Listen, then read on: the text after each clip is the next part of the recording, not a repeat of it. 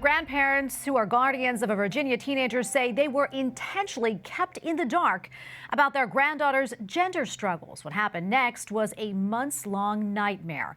Michelle Blair says her 14-year-old granddaughter Sage was bullied, assaulted, and ultimately fell into the hands of a sex trafficker. What's more, after her rescue, Baltimore courts refused to return the girl to her grandparents, accusing them of child abuse for not affirming her chosen gender. And joining us tonight with more is Victoria Cobb, president of the Family Foundation of Virginia. Victoria, great to be with you today.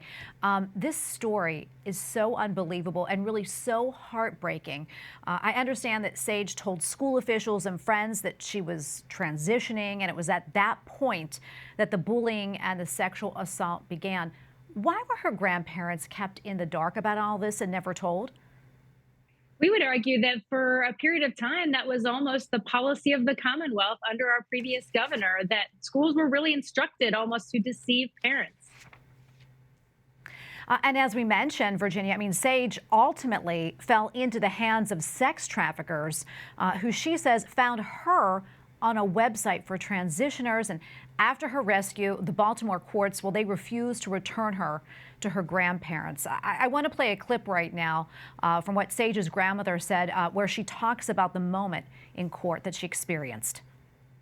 We enter the courtroom. Sage comes up on a huge Zoom screen. She looks tiny and broken, and I cry out, "I love you, Sage." Sage says, "I love you too, Nana."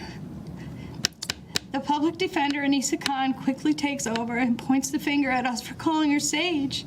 She is a he, and his name is Draco, not Sage. Victoria, that is so hard to hear. What's your reaction to all this?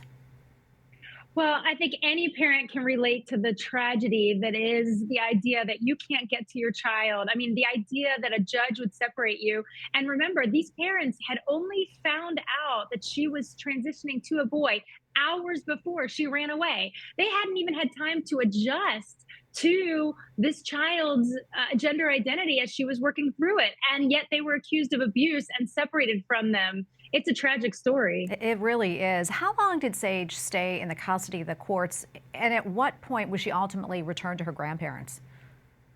Well, this was an ordeal that unfolded over months and months, and a really, truly unbelievable story. And it really wasn't until her grandmother, who is her adopted mother, reached out to our law center, Founding Freedoms Law Center, and our attorney actually had to step in and force the court to release Sage back to her parents. They could not hold her. There were no valid allegations separating Sage from her parents.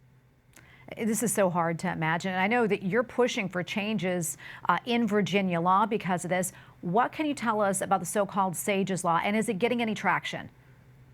Yeah, this is a simple thing that says by law, we're going to require that school teachers, administrators, that they inform parents if a child is going to identify or use an alternate bathroom or anything like that within the school premise. It also says counselors have to make parents aware and can't convince kids to hide information from their parents. And then the final piece of Sage's Law is simply to say it is never a case of child abuse if a parent is considered not affirming enough of their child's identity. That alone does not make it abuse. And that's what they dealt with in this situation. So is it getting traction? We are just kind of awaiting its first hearings. It was just introduced, but we think it's getting traction across Virginia. In fact, we polled this just within the last week, and a majority of Virginians say, yes, a parent has a right to know. Victoria, what about Sage? How is she doing right now? Well, this is the thing. You can work on laws to prevent future situations, but you can't go backwards. And this child has been irreparable. The damage that is done is ongoing. Her mom described it as a lifelong sentence to PTSD. She has gone through trauma. And so rightfully, obviously, we don't have her out here telling her story. And it's really our job to be her advocate and the advocate for future kids who could find themselves in terrible situations because the parent, who is their best defender, their best advocate, is being left out of the ability to help them. Victoria, I have a question for you. Is there any recourse for her family? Are they seeking maybe to sue the court system in Baltimore over this?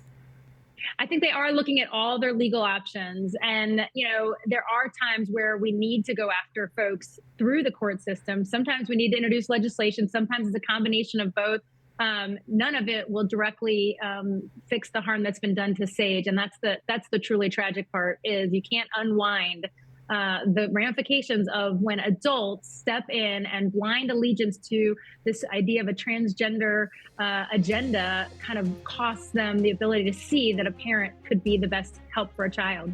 Yeah, absolutely. We're going to continue to pray for Sage and her family. I know she has a long way to go in the healing process, but we're going to pray for her. Thank you so much, Victoria, for speaking with us. We appreciate it. Thanks for having me.